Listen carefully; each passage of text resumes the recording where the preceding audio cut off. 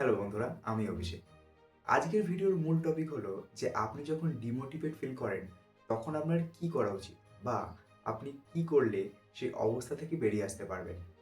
তো আপনার ১ম ধাপটা হলো আপনার যে মূল লক্ষ্য, সেটাকে ছোট, ছোট অংশে ভাগ করুন।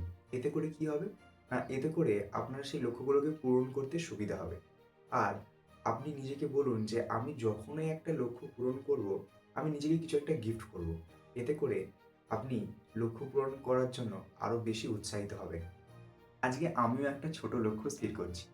আমার আজকের এই ভিডিওটায় যদি 1K ভিউজ আর ৫০ টা মাত্র লাইক আসে, তাহলে আমি নিজেকে একটা ট্রাইপড গিফট করব।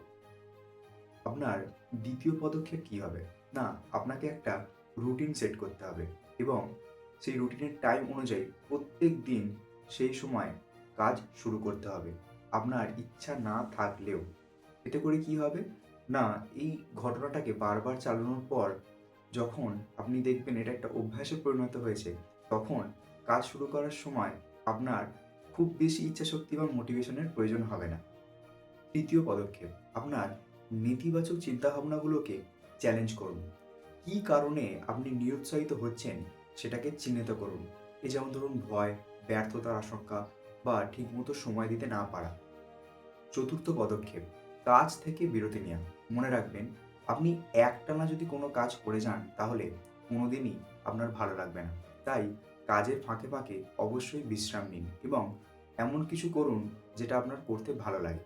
একটু ঘুরে আসুন, একটু গান শুনুন। মানে সেই কাজটা থেকে একটু বিরত থাকুন।